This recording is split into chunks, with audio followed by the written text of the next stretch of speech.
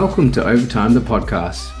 Overtime is a podcast dedicated to all things watches, particularly in the micro-brand and affordable range.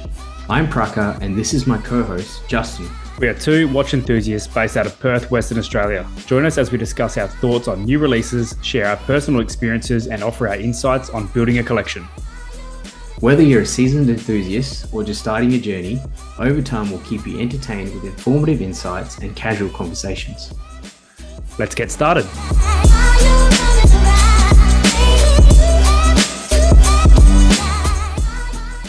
So how's it going? Yeah, pretty good. Yourself? Yeah, man, pretty good. Busy week. Really was looking forward to today. Felt like there was lots of things that we can chat about this week. So yeah, that was we had a pretty busy weekend leading up to it. I managed to get myself down to the WA watch and clock fair that happened. Very jealous. I know. I was hoping that you could have been there as well, but I think you had a pretty good weekend anyway. Yeah, right? I'll get to that. Yeah. It was great. It was good to go to a local event that was related to watches, and it was just a real old school vibe to it. There was so many watchmakers and just vintage collectors and all that, and it really was very grassroots type event. Where I think we used to go into sort of red bar events or brand events where don't get me wrong, it's awesome. You get to see the more fancier side of watches, but this was just, I don't know, it just felt real. It felt grounded, felt rooted, with a lot of really cool pieces in offering. So yeah, and that was my weekend. What about you? How was your awesome weekend? Yeah, it was a good weekend. I finished up work and school on Friday and got to spend 2 nights at the Ritz-Carlton. It was freezing cold. Ridiculously cold on the river for some reason. Walked into the room, blinds started coming up, and it was 5:45 when we walked in, and it was just like golden hour. It was stunning. I was actually like lost for words. I was kind of staring, being like, I asked for a room with a view, but this is full on. So yeah, had a bottle of champagne and watched the sunset. And another thing in the background there was Kings Park as a light trail. Not sure if you've seen the adverts for that. They've got like this giant treetop light trail going on, and we could see the whole line of it from the bedroom window. Nice. So I was very happy with the view. And made our way down and spent some time in the pool. Had some beautiful food from Milky Lane. Burger. Oh God, I could eat there every night. It's so dangerous, but awesome weekend. Went out and did a big shopping spree. Bought some shoes for the kids and stuff. But in terms of my week, completely different story. We got struck by gastro on Monday. So the two kids got absolutely destroyed by it. Like, we've had it in the house before, but this has been a rough week. I've had some time off work, some work from home, but it's not been a bad week to work from home with all the sport going on. Like last night we had a Perth boy win stage 5 of the Tour de France, which is pretty cool. Oh, cool. Okay. Young lad Jai Hindley. He came in and held off a pretty aggressive attack from one of the other cyclists. So I was up at, 2 a.m. or something, biting my nails watching the end of the stage. And we've also got the Ashes kicked off as we speak too. I don't know if you follow cricket. I'm a bit of a sport nut. That's back on after all the controversy. So I think it's for our one listener in the UK. If you want to speak Ashes, reach out to me. I'm happy to talk. I definitely am a sports fan. But Ashes, look, I don't mind watching it. I'm not a massive cricket fan. I'll watch it if it's on, and if I'm having a drink with some friends or something, I'll watch it. Yeah, that's fine. But Tour de France and me, very far away. But I do appreciate the sports. It's a very tough sport, so I do appreciate that. Cool. Well, not so cool week, but I'm glad to hear that you're recovered and you're raring to go today. So before we kick on with our topic today, what have you got on your wrist, mate? Yeah, so today I went with the Zelos Swordfish. I have not want to watch it all this week just because I've been home and the never-ending pile of washing has been going on. I've just not had time to even think about it. So Yeah. very cold winter's day in Perth, and the purple on the bracelet give me the winter vibes. I kind of forgot how Nice. good this bracelet is as well for the price point. Yeah. Chucked it on this afternoon. Went for a quick walk to get some sunshine before night, and still wearing it now. But what about yourself? Beautiful. Well, I have the Seiko Lord Matic, which is a vintage. I have two Seiko Lord Matics, and this is my second one, which is 19. It's from the 1970s. I think it's 74. Just a clean dial with no date. Just with the classic Seiko grammar of design. And yeah, I've got it on a cream leather strap, and yeah, it just popped today, and yeah, decided I would class it up a little bit. There was a break in the rain this morning, and I didn't get rained on any time today, Beautiful. even though it was quite raining. So yeah, I didn't mind wearing that, but usually I don't tend to wear a vintage watch when it's rainy. So yeah, I risked it today. I risked it. Yeah, beautiful. Yeah. Well, cool. Well, I guess let's get on with our topic today. So we decided that we would talk about new releases again, because there's been a couple. There's been a couple of cool new releases that I think we're both quite excited about. And last week we had a very experience, a very, how do you say it, a bit more of our opinions and a bit more of what we wanted to speak about. So this week we thought we'll just lighten it up a bit and go through some new releases. And so I guess let's just kick off with the very first one, which is it's a Timex. So it's a Timex X Cara Barrett. So Cara Barrett, if you guys don't know, she's an ex Hodinkee rider, and she's also has our own watch brand called Pachi Pals, which is for kids. So I'm not sure if you've seen it, the Pachi Pals brand for your kids. Have you? No? I'd never seen it myself until Sure. I read the article here and kind of realized that she's got something. I did have a look afterwards, but maybe a chat for another day in terms of kids Yeah. watches, because my son definitely loves having a shop in like the big W aisle. Had no idea she had her own thing. I knew she was an old Hodinkee editor, writer, whatever her position was, but no idea she had her own thing going on. So yeah, basically, this is a simple 36 mil mechanical watch in that sort of baby blue, powdery blue dial color, which is just all the rage right now. To be fair, it's not quite a Tiffany blue. It's a very muted, isn't it? Wouldn't you say that? Yeah, I think it's a good way of doing the Tiffany and riding the Tiffany wave. It's very soft. It's very subtle. It's not as in your face. It's not as pastel. I think, and how much the dial is the blue. It's all the way out. There's no minute track that's completely separate. It's a lot of blue in it. Yeah, it works quite well.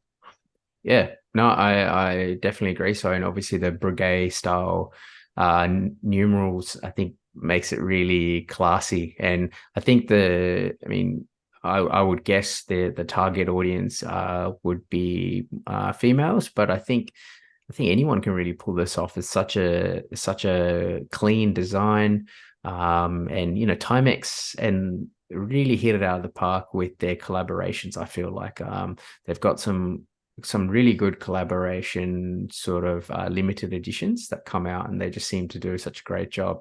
There's a couple of Worn and Wound collaborations that they've done with Timex that they just look so good. So yeah, in terms of design, this is fantastic. Tell me, what do you reckon about the I guess the case shape and the bracelet? Does it stand out to you? Do you like the look bracelet? Wouldn't do it for me. Sure. Like this is something that's going to look incredible on many different straps. Like I imagine this on a NATO looks fantastic. I imagine on a bit of aged leather would look fantastic as well. That is I think it's brown, black, any kind of leather is going to complement that blue, baby blue dial. And yeah, the size 36. I think it was 10 point something thick. That's pretty pretty spot on into what I'm interested in at the moment. As you said with the numerals, though, it classes it right up. Hey, if this had a different font of numeral there, it would be completely different watch, I think. One thing not doing it for me, crown. I had a quick flick through the article, but I wasn't sure if is that some sort of stone in the crown, or is it just dark in the rendering of the picture there? I think it does look like some sort of stone. Or yeah, if you look at it a bit closely, yeah, it's definitely some sort of stone. So yeah, a little bit bejeweled. Yeah, I mean, and at this price point too, I'll forgive the crown. It's pretty full. I think it was like 200 and something. Yeah, 249. I'm assuming that's Yes, USD. So it's about 380 Aussie dollars. Yeah, and it says immediately availability immediately at the Timex and Hodinkee shop, which is not much longer anymore. It is gone. It is gone, but I don't imagine it. I don't imagine it to be. I don't know. Hopefully, they re-release more. Because they've done it previously before, like with the worn and wound watches. They do a limited run, and then they have re-released it before. So I hope for everyone out there that wants to get one of these, they do re-release it. But otherwise, yeah, bit of a shame. But hey, have a look out in the secondary market. You never know. You never know. A lot of these hype pieces, they come out and people buy them, snatch them up, and then they put them up on eBay the next couple of days or whatever it is. Yeah, I feel like the Tiffany thing is starting to wear off as well. I think like the hype behind it is it's still definitely there, but it's on the downtrend a little bit, especially in the microband space anyway. I think there's less fuss being made about certain colorways now. But this in a green of some kind, I'd be all for that. Yep, and in that same sort of muted green will be nice. Yep, nothing 100%. Too bright, nothing too crazy. Yeah, sweet. All right, we've got to move on to the next one, and Omega MoonSwatch strawberry. What are your thoughts? Because I'm a bit kind of indifferent about this. I don't even know how to feel about this. Okay, 3 words: taking the piss. Look. Yeah, 100% right. I know you've had a MoonSwatch before, and I can see the appeal. I can definitely see the audience, and I can see that it's a great marketing move for Omega and for the Swatch Group. But this is just taking the piss, right? I mean, we're talking about changing the chrono hand to gold, and then putting some strawberries on it, and somehow loosely linking it to the a moon that is nicknamed the strawberry or something. I don't know, man. I don't know. What do you reckon? Yeah, this is so funny. It's just comical. The whole moon strawberry thing blew me away because I thought that was an absolute like lie. I was like, there's no way. So I quickly jumped on my phone and had a look. I'm like, oh, it is something, but it's not interesting whatsoever. And I kind of wish I had the time to go around like Perth and ask 100 people, have you heard of this moon before, and get a feel of how many people actually know about it, because this is just unreal. Though in reality, what do you reckon those stickers or print cost on that second hand to call it a new variant? Bugger all. And I mean, I do appreciate that they said that that hand has got coated with moonshine gold, and it's some gold alloy, it has all these materials in it. So I suppose they're trying to make it seem a bit fancy, but we're talking about, a hand, and it's, lightly coated on top, and then you put strawberries on it. This is, I don't. It is something that my son would be like, can we just put strawberry stickers on that, please? Like, can we make that better by putting stickers on it? I mean, if you're going to do that, right? If you're going to release this edition, which is like meant to be this, it's to do with the moon, and it's to do with the strawberry moon or something. I'm not sure exactly what it is, but apparently it's got something to do with one of the moon phases. So fair enough. Okay, so if that is a thing, the strawberry moon of June, which is a thing apparently due to NASA, why not release a new model and have a pink strawberry with, like pink and green, have really lean into it, like a red and green, something like a Studio Yeah. Underdog. They're like Studio Underdog. Look at their releases. When it's watermelon, that's watermelon. That's like, it's they really lean into it, and they do such a great job at it.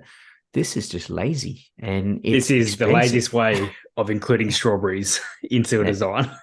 Yeah, we're talking about 450 Aussie dollars, and good luck even getting it. You're going to need to go and line up at a swatch shop, and there's not many in Australia, and I don't think there's many around the world. And if I understand correctly, it was only released in a couple of swatch shops around the world as well. So yeah, this is definitely a pass for me.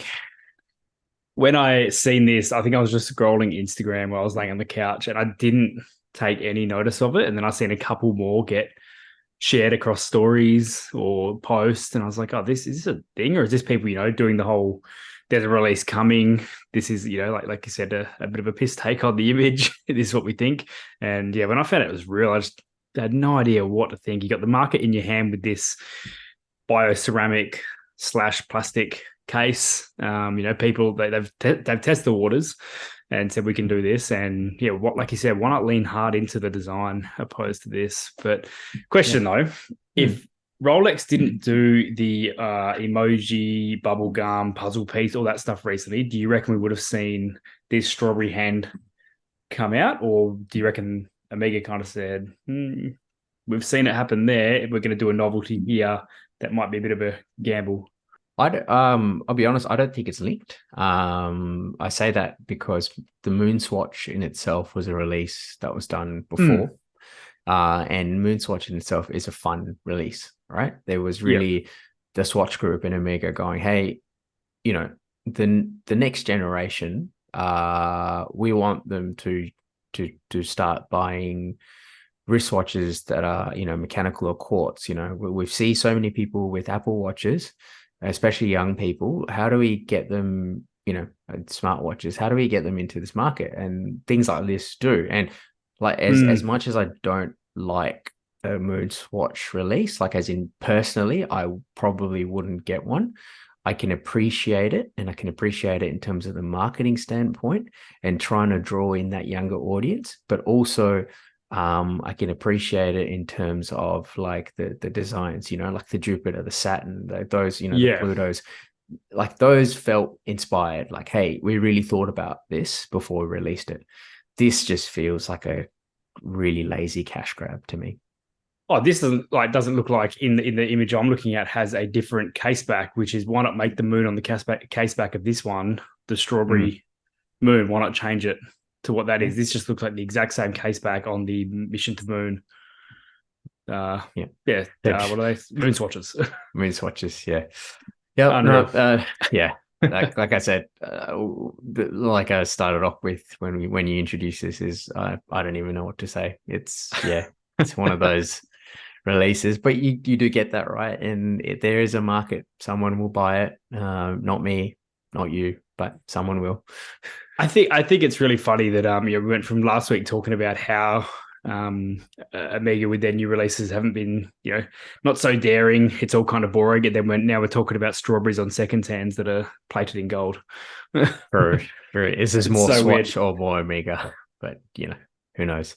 All right. Well, I guess moving on from Omega MoonSwatch Strawberry, which is out there, is to the Seiko SJE093. Or the JDM version is called the SBEN003. So what is this? And, as usual, Seiko's bunch of code names. So I'll tell you what it is. It is the, not the first, not the second, not the third, probably the fourth recreation of the 62 mass. So I'm not sure if you've heard much about the 62 mass, Justin. I know what it is. I know it's a significant part of the history of Seiko and probably dive watches as a whole, really, after that point in time. I've tried on some of the reissues over time and think they wear fantastically. They are beautiful. I've seen yours in the sunlight. It's stunning. But I know you're a bit of a bit of a nut for this watch, so I'm I going to let am. you take it from here. Yeah. So look, yeah, 62 mass is a nickname for the Seiko 6217-8000 or 8001, which is Seiko's very first professional dive watch, and this was released in 1965.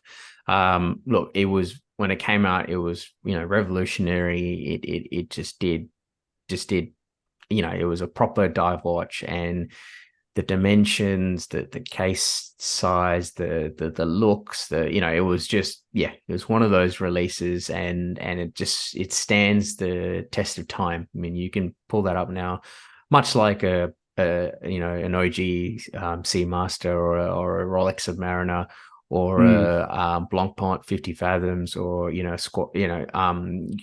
those just tests stand the test of time. Around this time, of course, is when a bunch of companies release dive watches. So Seiko loves to go to their back catalog. I think a lot of watches do nowadays. So they've released a new reissue of this. And out of all the reissues they've done so far, this is probably the most faithful to the design. And yeah, I was gonna say this one here is we've spoke about back catalog recently in terms of TSO and whatnot. This is extremely faithful from my researching. Like, it really hits the nail on the head to what it was. Yeah, and the dimensions, and it's exactly the same 38 mil. They really went for it. And that's why I guess people who love the history of it are immediately going to go, this is awesome. Like me, I think it's great. They've also put in a new movement in this watch, which is called the 6L37. It's basically a slimline movement of their 6L35 movement, which has previously been used in other sort of higher end watches. And it's been used in like JDM Cradle models. So Cradle is like a sub brand of Seiko. And they have, so it's like higher grade materials and higher shock resistance and all that jazz. And really, it just speaks for itself, I guess. They really leaned into the vintage vibes. They put on the proper sort of tropic strap, the similar stuff that they had previously. It comes in a case which looks vintagey. It's got the lot. It's got everything that you would want in a proper vintage dive watch, and it is literally the perfect dive watch for me. However, I know what's coming. I saw the price and I nearly fell off my chair. Look, these are retailing for around 5,500 Aussie dollars. Not cheap. Seiko has a tendency to inflate their retail price, so I'll give them benefit of the doubt there. Like a lot of brands, I think their RRP is always a lot higher. Look, we know it's good grade models. We know it's really well finished. And we know that the movement in it is a new movement. But it's the same old adage with Seiko. The movement stated accuracy is not good. It's like plus 15 seconds and minus 10 seconds or something like that. It's just not a good variance on the movement. But in saying that, I find, this is my experience is that the stated tolerances are almost never, you always get lucky a lot of times, is what I was trying to say. Yeah. So I don't know if you've ever had experience with your Seiko watches in terms of, movement wise, is it way off? Is it okay? Or it doesn't really bother you? No, it doesn't really bother me. All I know is, when I check the time, they're all right, and I've never had an issue. Never had an issue. Never had to get a repair done or anything like that. So as long as that's the main thing. That's the tool. That's what it's there for. I'm not too fussed about the tolerances. Yeah, but I get people who are. Yeah, exactly. So it's definitely a valid point, and I do think that Seiko can do better here for the price. They have the history. They've done this before. They used to be involved in like chronometer competition in Switzerland.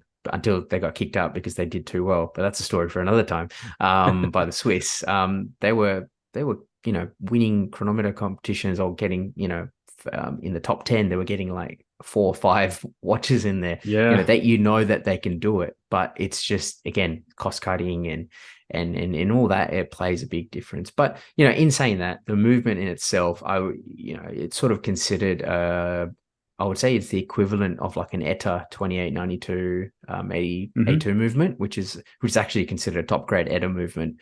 So I think Seiko's naming convention doesn't help them here, calling it a 6L37. A lot of the forums are sort of giving it, it's a 6R movement, it's rubbish. And look, I'll be honest, my 62 mass recreation, which is the SBB 143, and again, it's my favorite watch. However, in saying that, the movement accuracy sometimes can be a little bit off. And I'm saying it doesn't bother me that much, but I know it can bother people. So calling it something very similar, 6L37, it can bother some people. So yeah, but in saying that, look, the ETA 2892-82, which is like an equivalent or similar to this Seiko movement, has been used in watches like the Omega Seamaster 300, an Omega Caliber 2500, an IWC Caliber 3211, which is the IWC Mark XX. And you're talking about watches that are like $4,000 and $9,000. It's not cheap. So I'm not saying it excuses Seiko there for using a movement like this, but I'm definitely, what I am saying is they can do better, but I don't think it's quite fair that they cop some criticism for just using that type of movement. But I don't know. I mean, apart from all of that sort of technical side of things, just purely looking at aesthetics, what are your thoughts? It's stunning. I'm a huge fan. I'm a huge fan of your reissue as well. I've tried a couple on in shops over here, and they're all comfortable as the Seiko case magic is. But yeah, this sunburst dial, it's nice to see a different case back on a Seiko as well. I don't know what. It's a shark of some kind. I don't have my glasses or my contacts on, but it is a shark of some kind, I believe. I think it's a whale. It's a whale. Oh, is it a whale? Oh, there you go.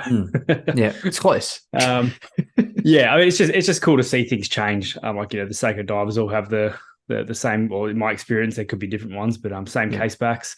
So it's cool to see little things change. But my only, unfortunately for me, the draw here is the price. Like that's where my mind goes when I think of this watch now. Like it's just when you're talking, was it 5,500 AUD? Was that right? Yeah, correct. Yeah. You're instantly in tutor space there. I think I paid less than that for my Black Bay 41. And again, like I'm not here for tolerances or anything. But yeah, I think I might not. Yeah, I don't know. I might not stand with the majority of the crowd. But if that's the money I've got to kind of go and spend tomorrow, I'm probably not heading to the Seiko boutique straight away.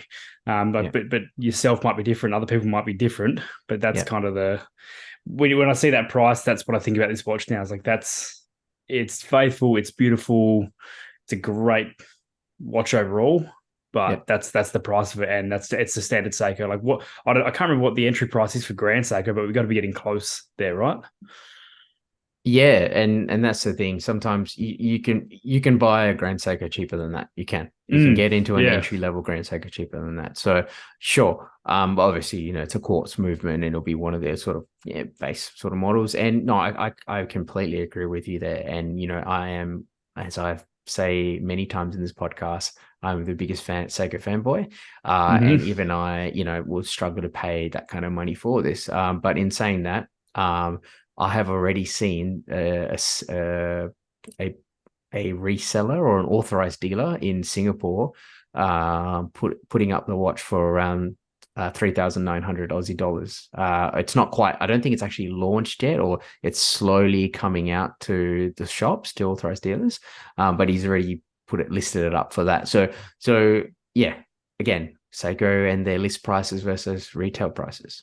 Yeah, and I think this could be an absolute genius marketing play by Seiko. Again, is I think this is going to make a lot of people want the cheaper reissues more. Like I really enjoy the reissues here. I've tried them on. I've never really been close to buying one, but the more I see it, the wrist shot here in the article is stunning. Looking at the side profile of the case, like it does draw me in, and reading a bit more, like you hear about the reissues and you read the articles, but when you see something faithful like this, they go into a bit more detail onto the watch and why it is the way it is and how it became. It does perk my interest a little bit. Maybe a bit of marketing genius there. Ah, there you go. So yeah, there's always two sides of the coin and how you want to look at it.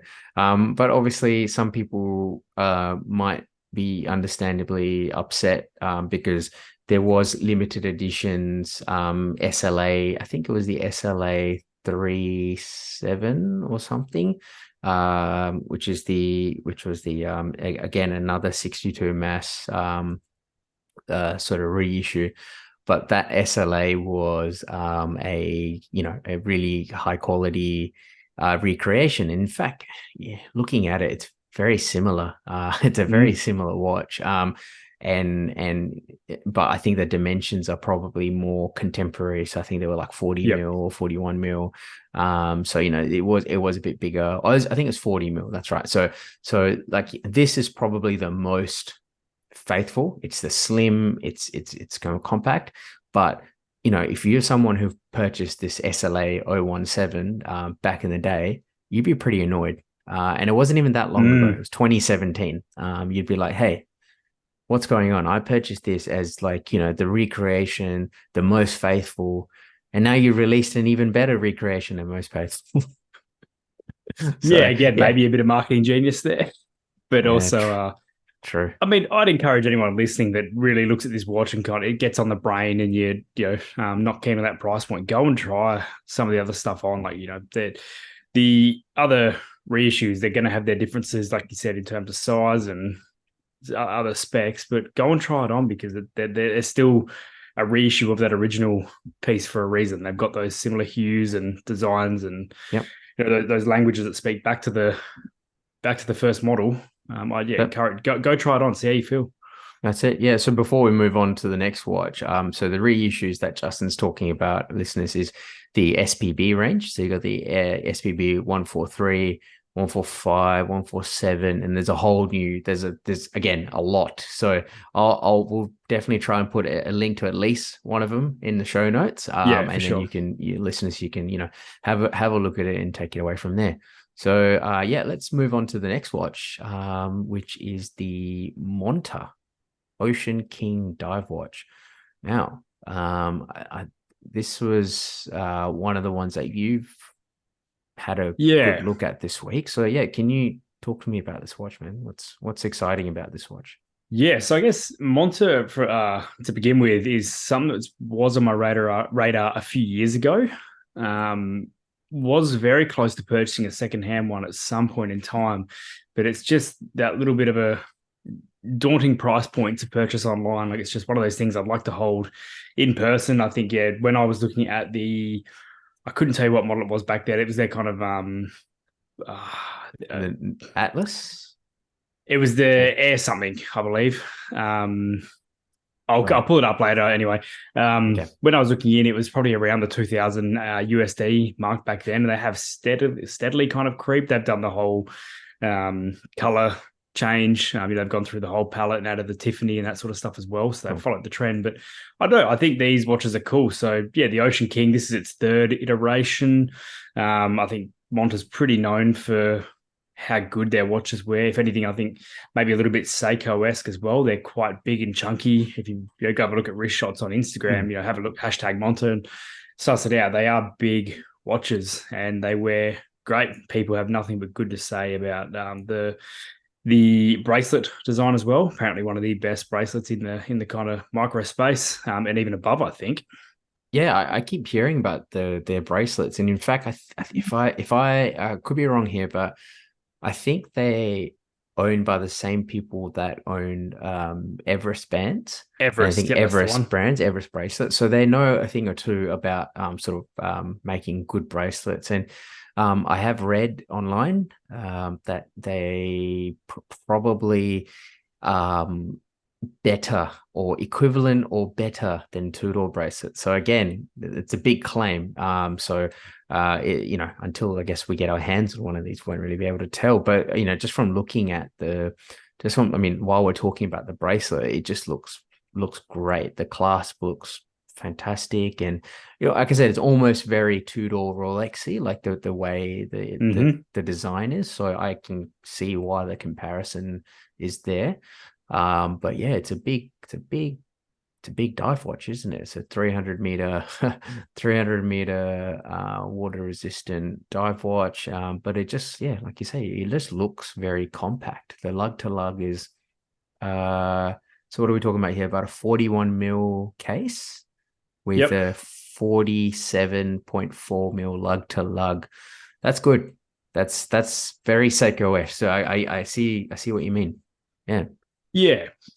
So with this as well, the Sky Quest was the one I was thinking of. That was the one I was looking at the time, and it was the gilt model, the gilt in blue. For anyone who doesn't know, Monta does gilt incredibly well. I don't know. I think gilt's a very common thing, and it seems simple, but when you see it done differently, it stands out. It stands out among the rest. And for some reason, their gilt just, don't know if it's the polishing, don't know if it was the angles of the way stuff is set and produced, but there's something different about it. It's on another level. But so basically with the Ocean King, and I believe the Sky Quest is the same from what I was reading, they basically discontinued both of the lines in 2022. And this is the new overhauled version of the Ocean King. I'm a fan. It's interesting you said Tudor Rolex vibes. It does give me Pelagos vibes. There's a little bit of red on the Ocean King there. But yeah, in terms of symmetry, it does that's a big thing for me is symmetry. Yeah. The square date window there, the 6, it's a traditional kind of square, but it fits in with that dial so well. If you had your minutes hand down there, if you had a quick glance, you wouldn't think there's a date window. I think it blends in so well. But they've gone for a chunkier bezel here, which I think adds to that compact look. It's very thick. I'm not sure if you had a chance to look at older pictures, but it is extremely different. But I'm a fan. I think it really looks tooly. Like I said, leans into the Pelagos vibes, the guarded crown. Everything about this is a big tick for me. Yep. I think it's like a sleeper dive. It's like a sleeper, luxury tool watch, isn't it?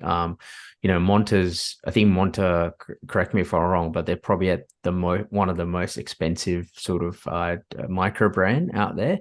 There's obviously like your high-end ateliers who do like really specialized stuff, but this is it's up there. But the thing is it's in the build. You can just see where it's gone to. You can see where the money's gone to. You can see that they've really thought about the design and the materials that they've chosen, and I think they've done a great job here. All right, we might move on to the next one, which is the Oris Divers 65 Cotton Candy. I'm a fan. So am I. Look, I've got an Oris Diver 65, so I love the design. It's just such a nice slim dive watch. It's it's in the same vein as like a skin diver, as they used to call it. Just a real vintage vibe. But obviously it's cotton candy, right? It's your bright, really bright colors, your pinks, your greens, your blues, and this is probably not that muted Timex blue. This is in your face.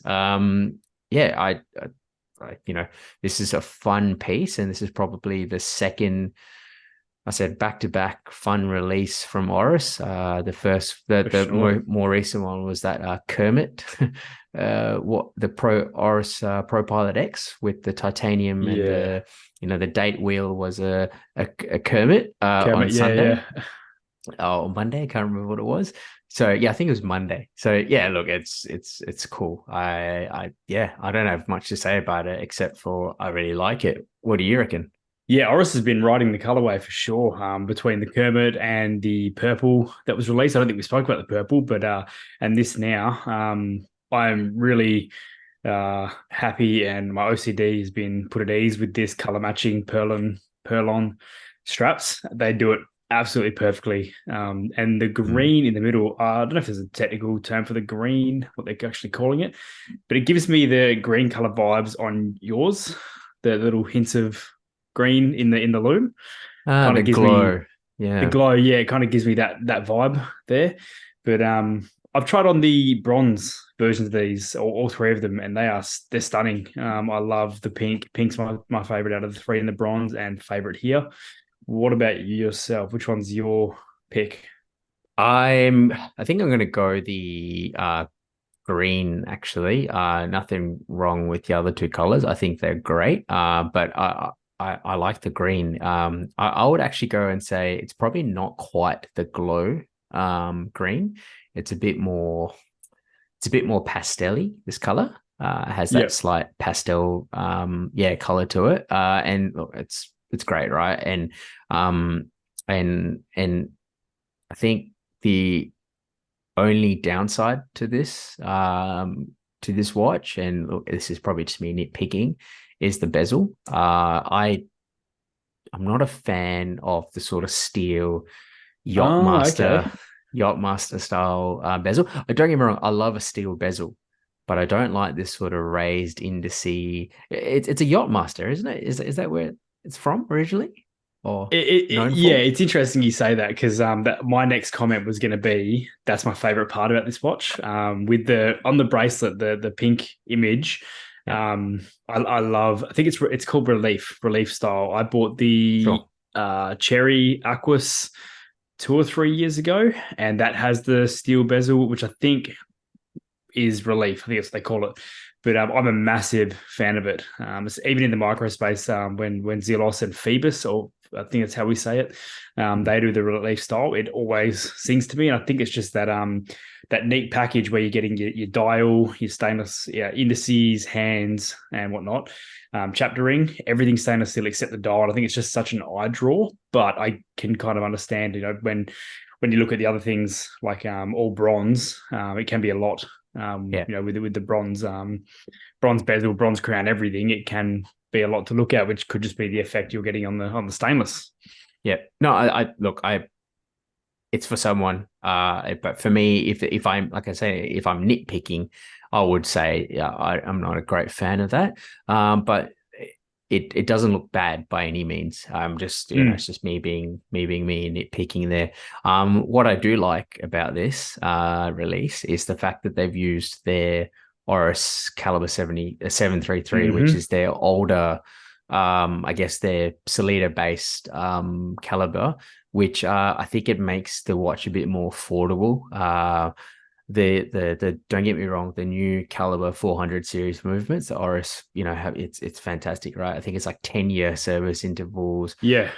I don't know how it's a 70-hour power reserve or more than that, and it's just such a great innovation and a great feat in movements, but the price point just pushes it out of most people's I guess category when they look at an Oris, right? Yeah, I think I love the fact they still offer the new movement and the old movement at different price points. It's when I bought the Cherry Aquas, it was the old movement, and I think the new in-house dropped not long after that. I think the Cherry came out with it in a 40 39 and a 43.5. So I ended up selling that because of the size. The 41.5 wasn't for me. I would have gone smaller with that watch. Sure. Never, I haven't really tried it on and looked at it. I tried the green on at the time, but I don't think the use of the non-in-house movement takes anything away from this release. I think it's just it brings more people in. That was one of my when I was shopping around. Oris was my first decent purchase, or I'll say decent in quotation marks. Sure. That was my first big piece, and it felt special that I could get that at a really affordable price point and not have to worry about things like the in-house caliber and paying a fortune for it. For sure. And, Oris is a special brand in the sense that they've remained independent for all this time. Mm-hmm. As a Swiss brand, most Swiss brands were swallowed up by various conglomerates, and, they're owned by the Swatch Group or Richemont or one of the other big fashion houses. And just having an independent watch brand that releases, great releases. Yeah, can't go wrong with an Oris. I think, yeah, I'm very very happy with this release. Even, like I said, even though I don't really enjoy the bezel, I definitely think it's a step. It's a step in the right direction for us, this release. Yeah, and I'm just having a look on the Oris website. It's available, not sold out, and pink and blue Good. has been a colorway that has been beaten to death. And yeah, it's nice to see that you can actually buy something that might be in part of that hype space as well. Fantastic. All right. Well, let's move on to the next one then. And I had absolutely no idea they even released watches. I'm gonna go ahead and say that. But it's the Forstener Pilot Ref F-6B 346. What is this? Yeah, so this came across my Instagram, and Force is something I'm familiar with. I've had chats with them over Instagram about trying to buy a bracelet. I'm patiently waiting for the Jubilee to come out for the Black Bay. I'm not going to talk on that again, but yeah, this popped up on Instagram, and I think this is, first off, really cool. This is a like, I don't want to say remake, a inspired watch from a release in the 1940s. So this was I've got mod written down, which I think was British Ministry of Defence, I think it was, released a specific watch, which was the 6B/346. And the thing I've got highlighted here was suitable for astro navigation purposes. So I was like, yep, I'm in. I'm in. It sounds cool. Nice. It sounds cool. It looks cool. But yeah, in terms of looks here, I think it's gorgeous. If anything, the bracelet's giving me those Timex Cara Bennett vibes from the first watch we spoke about. The stretch bracelet. Yeah. Yeah. But yeah, I actually really enjoy this. I'm not a huge pilot watch person because I think they all look the same. Hope I'm not going to anger too many people with that comment, but this is different. It looks different. It's still traditional in the sense it's got the nice big white triangle at the top. It's got extremely visible indices and handset, but I think it just looks different in terms of case and crown mainly. What about yourself? What are your thoughts on this? Yeah, look, you can't go wrong with a pilot watch. Pilot watch, you know, it's very, the design language is very similar, right? No matter if it's a Hamilton, if it's a IWC, if it's a Zinn, if it's a what do you call it, Steinhardt or whatever. There's so many brands out there, and it's very similar, right? They're all made similar designs. So you know what you're getting in terms of designs. I do like the fact that it's a very small, relatively small for a pilot's watch. Normally pilot's watches are minimum, I would say, like 42 mil, right? I don't ever see 40 mil maybe, but smaller than that you don't really see many. So this is a 36 mil case, which is like great for people that have small wrists, I guess, and want to get into that pilot watch aesthetic. That's probably one of the reasons why I don't have a pilot watch. Is I like the look of them. Like, you know, there's some great sort of aviation watches like Laco, which really sort of stood out to me, and I said, hey, I'm gonna try and get in that. And then I look at the dimensions, I'm like, ugh, yeah, it's gonna look like a brick on my wrist, so I'm not gonna get one. But this is great. And I think it also stays true to the era, the 1940s. You know, men didn't wear big watches. I don't think big watches was even a thing. So yeah, it's definitely great. And it's good to see that they've got one of their bracelets, which is like the bonk clip style bracelet. And yeah, so it's called bonk clip. Yeah, bonk clip. Yep. Yeah, I actually tried on a bonklet style bracelet the last Red Bar event I was in. It was a Seiko. It was a Seiko, which is, again, like a field watch, but it had like a bonklet style bracelet. And when I got the watch from the guy, I said, how do I even put this on? And he said, oh, here, you do this. And I put it on. I was like, wow, this is awesome. Like, I could get used to this. Yeah, they can form really well, right? They do. And it's just, I think if any of the listeners haven't tried a bonk clip style bracelet, Go have a look. Yeah, Serica's got a really good one, and obviously Forstener. They would sell bond clip style separately, but hey, maybe just get it with the watch itself. Hey. Yeah, this bracelet too. If you look at the wrist shot on photo 4 on the website, the lugs conform extremely well to that wrist. I think it's definitely got some editing on that shot, but Sure. it is someone's hand. But it looks like, with the lugs, case, and bracelet, I think that's going to be an extremely comfortable watch. And yeah, on wrist, I think it looks stunning. And if you keep flicking to the white, it's giving me Hamilton khaki vibes there with the indices and loom.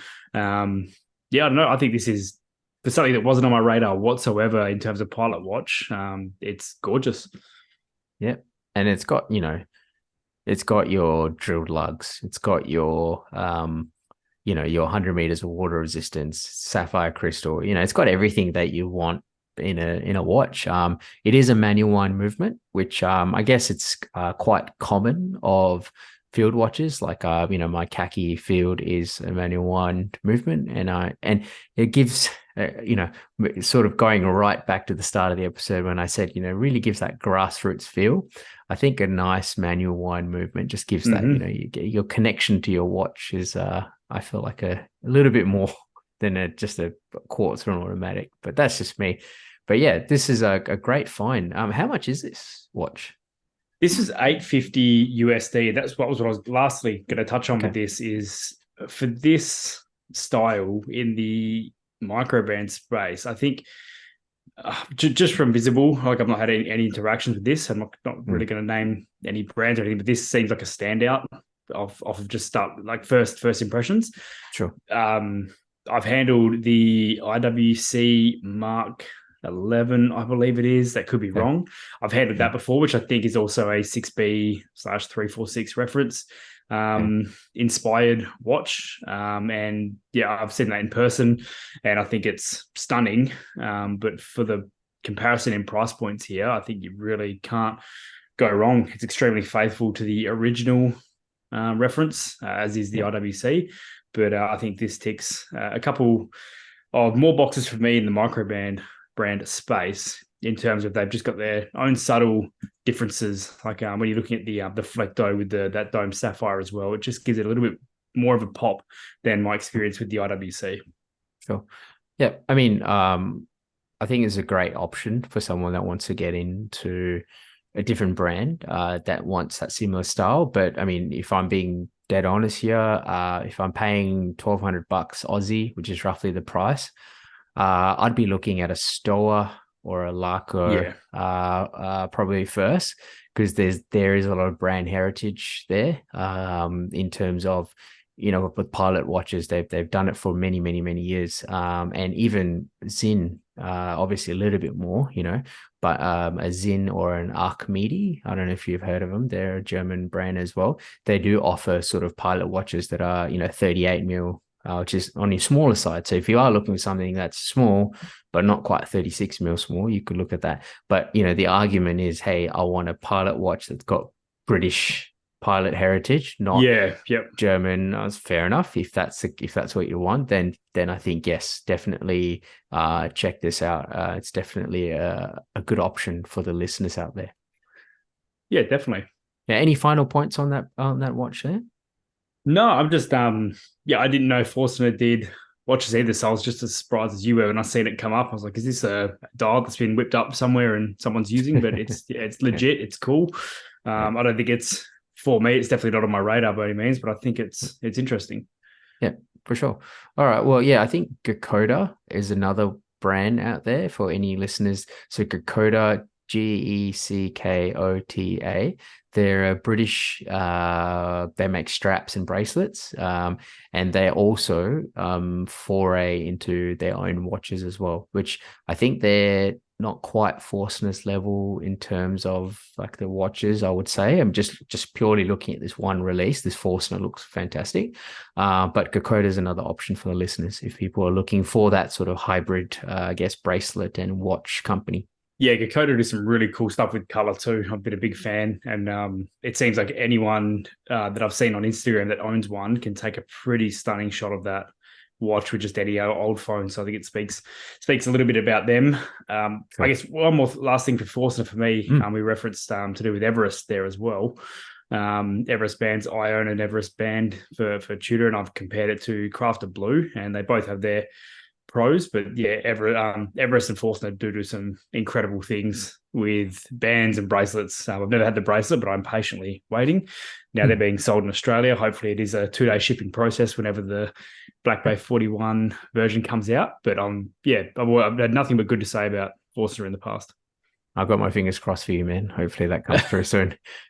All right. Well, I guess you got them crossed because you won't stop hearing about it. No, don't be silly. I just want to look. I would like to try it on as well. I think it'd be pretty cool. Yeah, for sure. Cool. Look, I guess that's sort of all our new releases that we wanted to talk about this week. So let's move on to our something interesting part of the podcast today. Tell me, what have you seen this week that's interesting, Justin? All right. So on my outings in the city on the weekend, as expected, I went and tried on a heap of different watches. And I finally got to see the 37mm Citizen ProMaster that I was kind of lusting over for the past 2 to 3 weeks since we spoke about it in the new release. And in the window itself, looking in, stunning. I was all for it. Very pretty. Even the blue and black. The black and blue, I reckon photos do not do it justice. There was a lot more pop to it in person. The gold white dial was the one I was interested in, and I finally did get to try it on. And I was not disappointed, but let down in the size. 37mm is definitely within my wheelhouse. It was just chunky. It was way too compact to what I was looking for. Like where from top down, nothing wrong. But the second I threw my wrist to the side, I'm usually not that picky with this sort of stuff. Like if I like it, I like it. Looking down, I was like, it's huge. It sticks out so far. It just doesn't look right. So I think Citizen might be on the right path with where they're heading in terms of, that maybe the pendulum swing back to small from large, but they've got a little bit of work to do to gain my purchase. But in saying that, I have still looked at it on forums and Instagram. It's still in my mind, so I'm not sure if it is going to be a purchase or not yet, but I'm still thinking about it. Okay. Oh, interesting. Yeah. I think it's easy to, not easy, I'll take that back. I think by seeing 36mm, 37mm cases, you just assume that it wears well. Hey, and this just ties into our last week's episode, so I won't go into it too much, but try it on. As you say, try it on, and then you'll be able to tell how it fits on your wrist and whether you want to buy it or not. Yeah, you're so right with that, because the first thing when I put it on and looked down when I hung my hand to my side was like that feeling of relief that I didn't actually go and spend the $450 on StarBuy to buy that watch without actually having to look at it, because I would have got it. I probably wouldn't have sold it instantly, but I would not have gelled or clicked with that watch whatsoever in the long run. Yeah. Okay, cool. I hope that you get to a conclusion to this Citizen saga of yours, and maybe there's another watch that pops up. Citizen does do some pretty cool releases here and there. Okay, well, I guess I'll go on to my something interesting. And so I think it was about 2 episodes ago we promised, so you did your 3 watch collection for under 2,500 total, and I said, yep, next week I'm going to talk about it. We didn't really quite get to it, so sorry listeners, if you were hoping to hear my 3 watch collection, but as promised, here it is. So I'm going to talk about my 3 watch collection under 2,500 Aussie, or around there.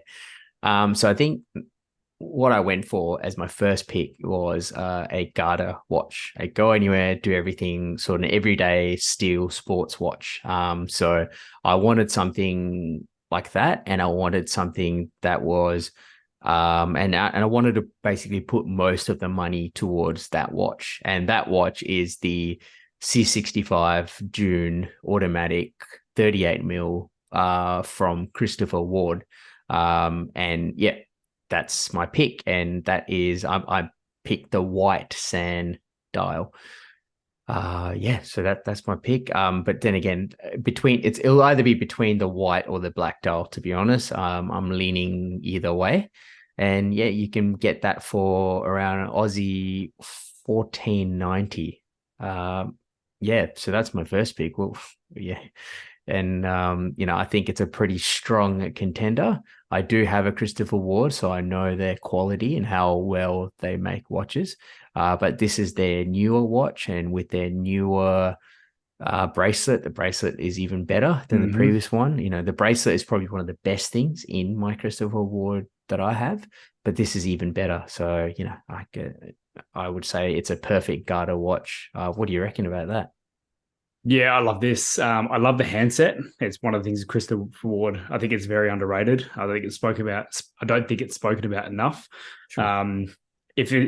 White, black, I don't think you can go wrong here with these dials. Both look incredible. It's funny, we're talking about another black dial with red print as well, which is interesting today. Yes, interesting. But yeah, a lot of boxes ticked for me with this watch. Again, 38 mil, we're going slightly smaller. Stunning watch.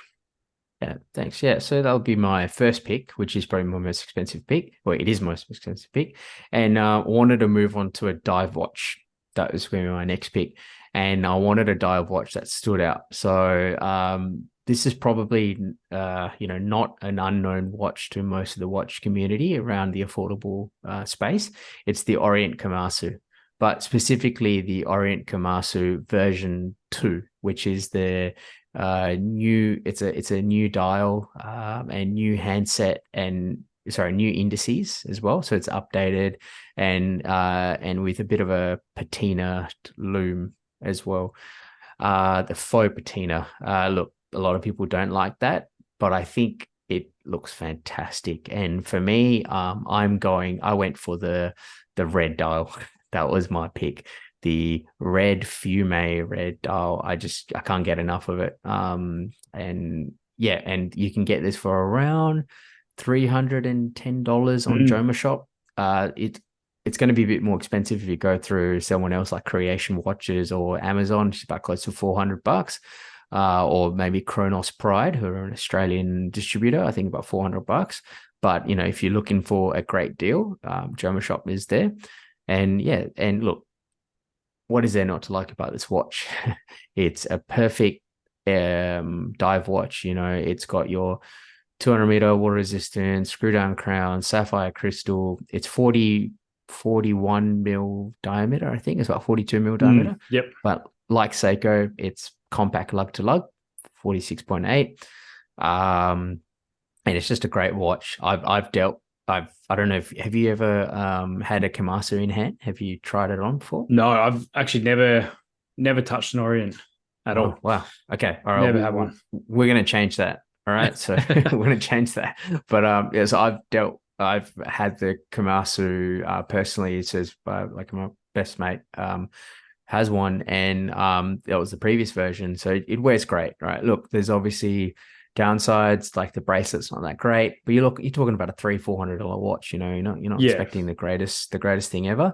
But it's such a it's like a burgundy, red, and brown kind of theme, and it just looks great. It's such a vintage vibe. So I don't know. Do you like that color way, or do you think I should have picked a different color way? No, I love red. But the picture I'm looking at is red on the Jubilee as well. I know you're not a Jubilee guy, but I think that's a great look. Especially red on black. There's something about red on black contrast that works so well. I've had motorbikes that are red on black. A couple of my first big boy bike was a Ducati Monster 800 nice. That was red on black, and it's always kind of been in my brain ever since.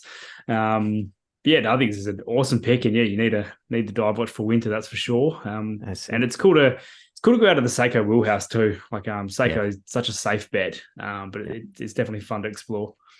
Yeah, for sure. And look, we we said that we wanted 3 watches that we don't have, and that's what I've gone for. I mean, I think I have had or held every Seiko diver out there basically. So I was like, let's try something different. And Orient Komatsu, although yes, I've handled it before, this new colorway is fantastic. And on to my final pick, which is a micro brand. And it's called the Boulder Field Medic 2. So I don't have experience with Boulder before, but they have great reviews. And I wanted a field watch, so I tried to capture all bases. I wanted a Garda, I wanted a dive watch, and I wanted a field watch. But the great thing about this field watch is also got a complication, which is a chronograph.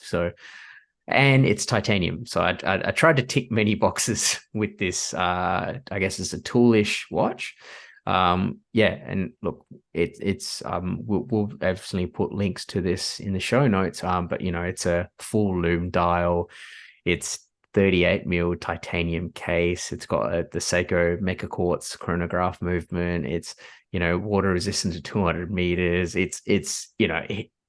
It will take a beating, and it's also a chronograph. To be honest, if you just said to me, this is the only watch you get, I think I'll be pretty happy with it. Out of those 3, it's just cool. Covers all bases. And it's it's a micro brand that's been out there for a while, based out of Singapore, and and you can get it for around 630 Aussie dollars, which I think is probably on a little bit of the high end. But in saying that, it's titanium, and I think it's a great pick personally. What do you reckon? Do you think it's worth the money? Do you think it's I think if the level of finishing is anything like the images show here on the website, I think $600 is a pretty reasonable price. I'm just having a look at the other photos here, and the pocket shot that they've got on the last photo. It changes in different lights, which kind of shows me that finishings are pretty good. It's bouncing, the lights playing with it really well. I love the dial countdown on the right hand side as well. I think that's awesome. The beats, it's easy to count beats, but if you're in that kind of situation where you need it, aka the medic, definitely comes in handy. But I think it's a pretty big spec monster for the price. I think it's gorgeous. And I think it's great to have a titanium field watch. I had a titanium field watch from RZE. I don't know if you recall. And RZE is also a micro brand based out of Singapore. So I'm just going with that track record, and I'm thinking, hey, I think Boulder's would do a good job here. And I don't know if you can see the photos from the customers. Actually, there's a lot of customers photo shots, and it looks great. It's nice to see, like you say always, it's nice to see photos that are not just 3D generated, computer generated images, but it looks fantastic. I'm seriously considering putting this on my watch list for my next purchase. No, that's cool. And I think, I'm seeing some lume shots is cool too, because full lume is something I really like the idea of. But again, I'm a bit hesitant without seeing it in person, because it is such a standout thing. I've been, playing with the lume strap with my Seiko tuner and whatnot. So it is cool to kind of see some real life shots of that in action. And it looks like it's pretty full on too. Maybe get one of these and pair it with your strap that you have, the Moon, and it'll just be perfect.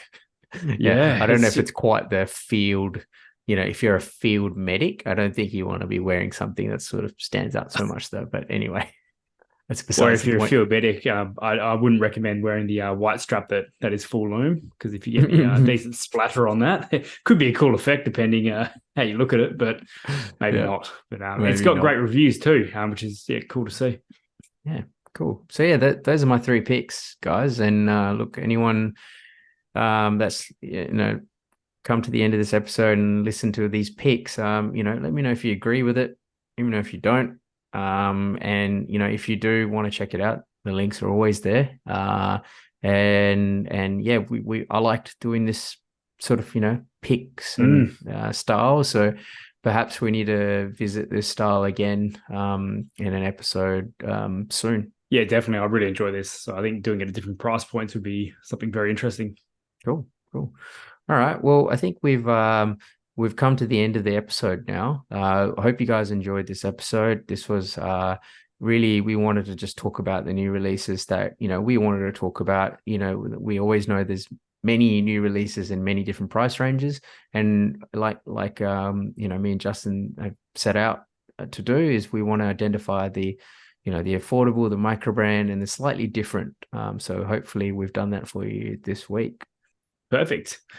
All right. If you got nothing else to add, I'm happy to leave it there. All right. We'll leave it there. We'll sign out. And until next time, listeners. Thank you for joining us on Overtime, the podcast. We hope you enjoyed this episode. You can find us on our Instagrams at Overtime the Podcast, at Kinda Average Watches, and at Horology Capture. We appreciate your support and value your feedback. If you have any questions, suggestions, or topics you'd like us to cover in future episodes, please hit us up. We would love to hear from you. Until next time.